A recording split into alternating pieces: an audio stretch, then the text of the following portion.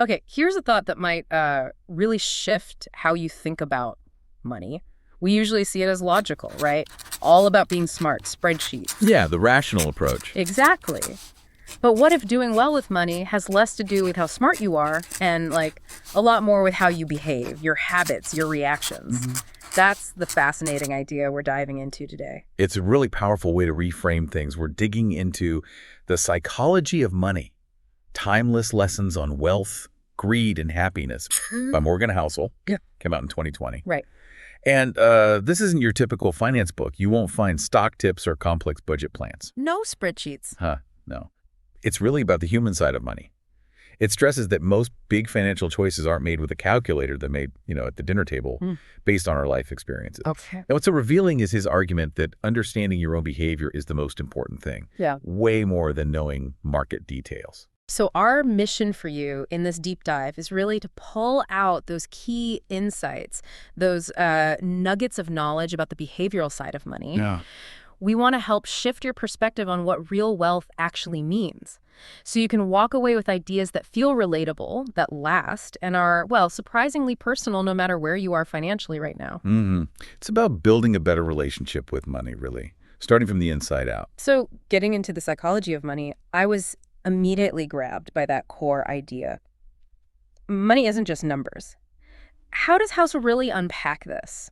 That our feelings and psychology often drive the bus more than pure logic. He puts it very simply, calling money a behavior game, not just a numbers game.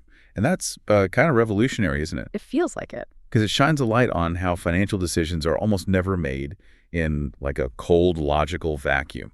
They're packed with our emotions, our history, our biases. Right. And the way the book's set up actually reinforces this. It's got 20 short chapters. Each one is sort of a standalone lesson. Oh, okay. Digestible. Very. But every single one hammers home that main point. Right.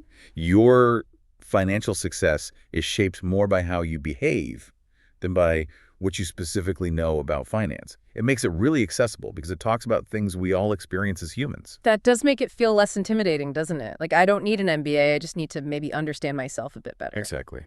So what's the first really big lesson Housel hits us with? The one that immediately makes you rethink things. Well, he starts with a chapter called No One's Crazy, and it's a real eye-opener. No one's crazy. Tell me more. He basically argues that decisions that look totally irrational to you or me, maybe someone constantly chasing risky stocks, could be perfectly rational to them, given their personal history with money. Ah, okay. Based on their own experience. Precisely. Think about someone who grew up during, say, the Great Depression versus someone who came of age during a long bull market. Their instincts about risk and saving will be worlds apart. Totally different worlds. Right. So Housel makes you see that their crazy choice isn't actually crazy from their perspective. It's a logical result of the world they experience. That's powerful. It's almost like he's saying, stop judging how other people handle their money. Pretty much. Yeah. Or at least understand why they might do what they do. But does that mean anything goes? Like, we just excuse any choice? It's not really about excusing. It's more about understanding the root cause, recognizing that everyone's financial reality is deeply personal and subjective. Okay. And if you think about that, it leads really naturally into the next big idea, the role of luck and risk. Yeah. And Housel really drives home that success isn't always just skill. And maybe more importantly, failure isn't always because you messed up. Luck plays this huge, often unseen role. Right. We tend to attribute success to ourselves and failure to bad luck, but he flips that a bit. He does. He has this great quote, "Nothing is as good or as bad as it seems." It forces you to be a bit more humble about wins and maybe a bit less harsh on yourself about losses. Acknowledge those outside forces. It definitely puts a spotlight on luck. So if luck is such a big factor, what do we do with that? Does it mean our choices don't matter? No, not at all. The takeaway isn't helplessness. It's more about humility and resilience. Okay. It means knowing you can't control luck, but you can control your response. And maybe don't assume every win was pure genius or every loss was pure incompetence. Makes sense. But even if we get our own history and the luck factor, there's another big behavioral hurdle Housel warns about. It's the danger of never enough. The moving goalposts, never enough. This feels like a really core warning from him, right? About greed. Absolutely. He basically says that chasing more just for the sake of more without knowing when to stop It's dangerous. How so? Well, it can obviously lead to taking stupid risks and financial ruin, Yeah. but also just this like emotional emptiness. The goalposts keep shifting. You're never satisfied, always comparing, always needing the next thing. Yeah, you never actually arrive. It's about defining what enough means for you. Exactly. Knowing when to stop the chase. And that idea of enough connects beautifully to the power of compounding. Right, compounding. We hear about it all the time in finance. How does Housel frame it behaviorally? Well, most people grasp the math, money making money. But Housel really hammers home that time is the magic ingredient, not just getting high returns. It's the duration. Yes. He uses Warren Buffett as the prime example. A huge chunk of Buffett's fortune isn't just from being a genius investor year after year. It's from being a pretty good investor for an incredibly long time, decades and decades. So patience is the superpower here. That's a great way to put it. Housel says, and I'm paraphrasing a bit, good investing isn't about earning the absolute highest returns. It's about earning pretty good returns that you can actually stick with for a very long period of time. Consistency over intensity. That really brings it back to behavior, doesn't it? The discipline to just stay in the game. And that leads right into another lesson that kind of surprised me. Saving investing genius. Housel suggests just being a good saver can actually be more powerful than being a brilliant investor. Why is that? It sounds counterintuitive, right? Yeah. But think about what saving gives you directly. Control. Flexibility. Exactly. Freedom. Saving gives you options. The option to change careers. Maybe take a lower-paying job you love, handle an emergency without panic, ride out a market downturn without selling at the bottom. Right, it buys you breathing room. Immense breathing room. And that freedom, that flexibility and peace of mind can often be way more valuable than squeezing out an extra % or two in investment returns, especially if chasing those returns means taking on uncomfortable levels of risk or stress. It's a different way of thinking about the goal. So the psychological win is valuing that freedom, which links right to his point that freedom is the ultimate dividend. What's he mean by that exactly? He means the best thing money can buy isn't more stuff, it's control over your time.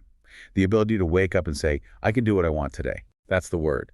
Autonomy and control over your life. And ironically, that ultimate freedom is often built on the very simple, unglamorous act of consistently saving money and not spending every dollar that comes in. Speaking of spending, the book tackles wealth is what you don't see.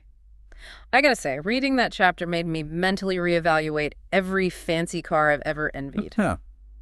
Yeah, it does that, doesn't it? Is that the core misconception he's trying to break down? That visible stuff equals wealth? Absolutely. It's probably one of the biggest. We see the big house, the expensive watch, the luxury SUV, and we think, wow, they must be rich. Right. Success displayed. But Housel flips it. Yeah.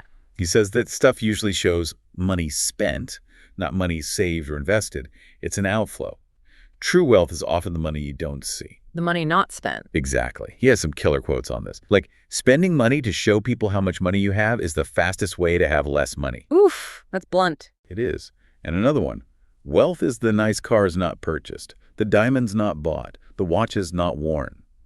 It really forces you to question that whole culture of signaling wealth.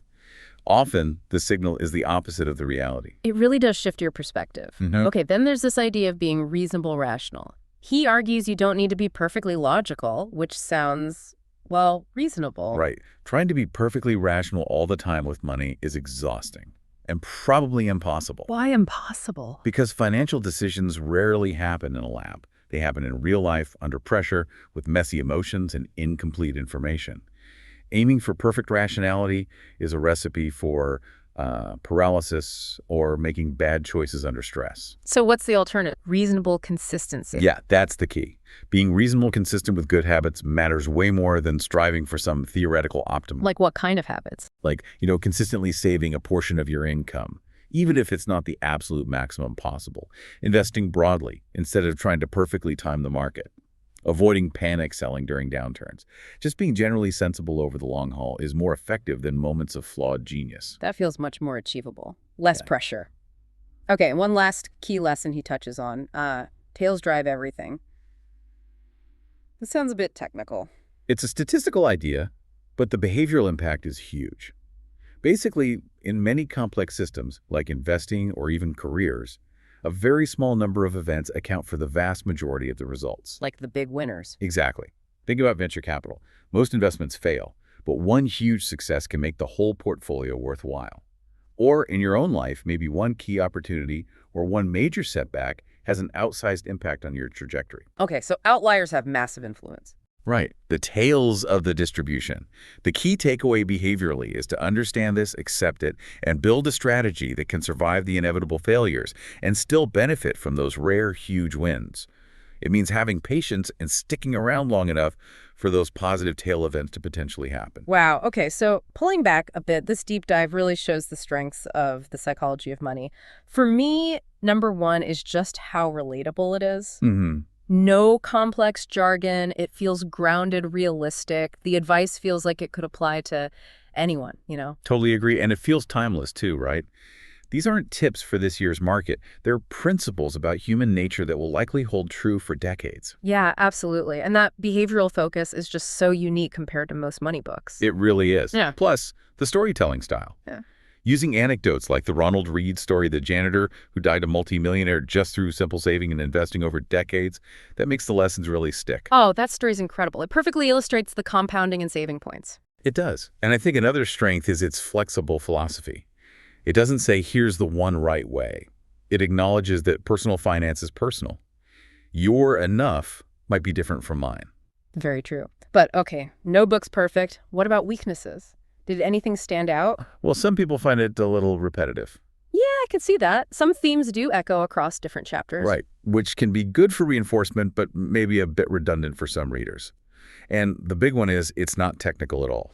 Definitely not. If you're looking for like a step-by-step guide to opening an IRA or specific budgeting software, this isn't it. Exactly. It's very much more mindset than money mechanics. Heavy on the why and the how we think, light on the specific how-to for things like taxes or asset allocation. Good distinction. It's not your first stop if you need urgent, practical financial plumbing advice. No, it's more about rebuilding the foundations of how you think about the whole house. So thinking about who would get the most out of this deep dive and the book itself, who should really lean into these ideas? Oh, definitely young adults starting out.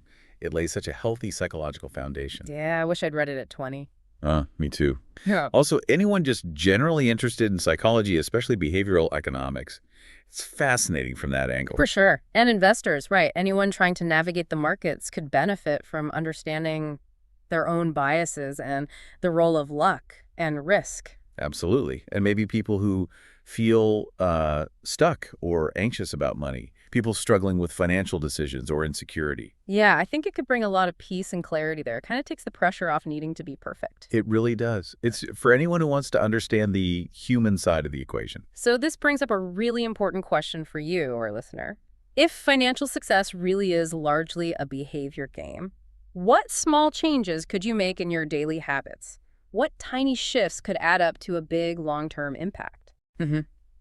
As Housel says so well, doing well with money has a little to do with how smart you are and a lot to do with how you behave. Maybe start by thinking, what does enough truly mean for you? Not for your neighbor, but for you. So what does this all boil down to for you? Maybe the real investment genius isn't about finding the next hot stock or timing the market perfectly. Maybe it's about mastering yourself, your emotions, your impulses, your definition of enough.